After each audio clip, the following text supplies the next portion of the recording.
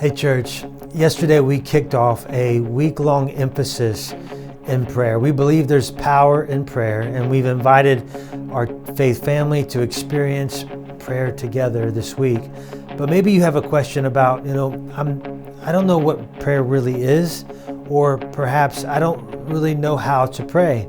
Well, I want to encourage you to think about prayer like any other relationship. If you were to have a relationship with me or with someone else that you care about, you have a conversation and you interact, and that's how God has a relationship with us. We hear from Him through His Word, and we share our life in return as He's speaking to us through the power of prayer. And so I want to invite you to just have a conversation. Really, that conversation is really about an opportunity to express your trust and dependence upon Him.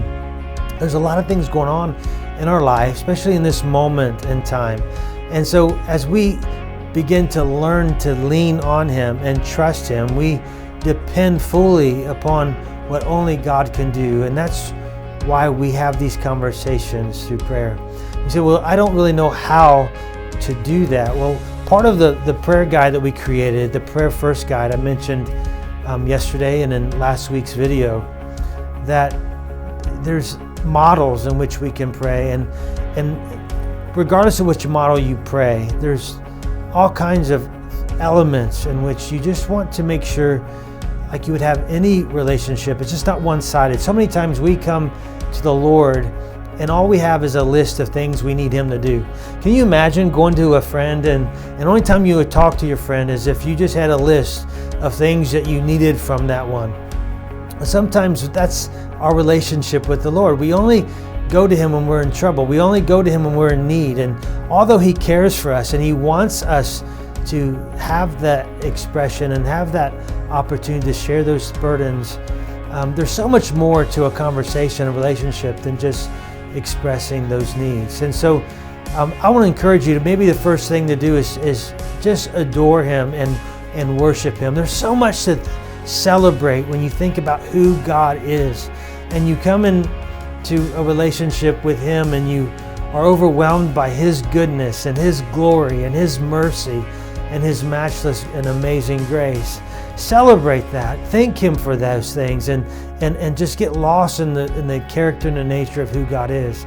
It's amazing when you begin to go there how He looks so grand and glorious, and it really puts in perspective then who we are. We are in need, not just for those physical things or those things that we need Him to intervene with, but we are in need in relationship to our sinfulness, and we're just undone. I think of Isaiah. He said, "Woe unto me, I am undone, a man of unclean lips." And so maybe as you progress in your prayer, after adoring Him and worship Him, maybe it's an honest moment of confession. It's a heart surrender.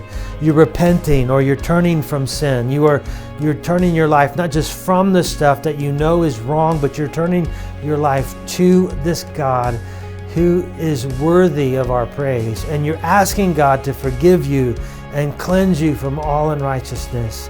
It's in that moment of confession when you are confronted with your reality, but you also are overwhelmed by His grace.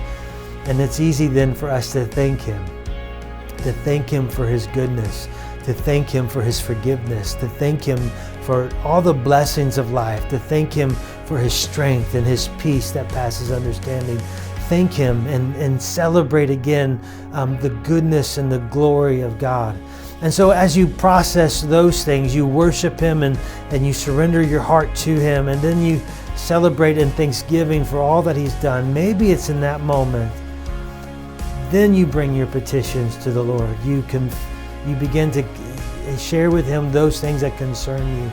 You begin to share those burdens, those people that may be sick in your life, or those things that you need Him to show up and work with you in and work on you to do, and all that kind of stuff that we often are concerned about. That's what it is to pray. We're just having a conversation with maybe our best friend. We're spending time gratefully surrendering our life in that moment to the one who can make a difference. And I'm convinced if you follow that pattern, you will begin to experience real power in your prayer. God bless.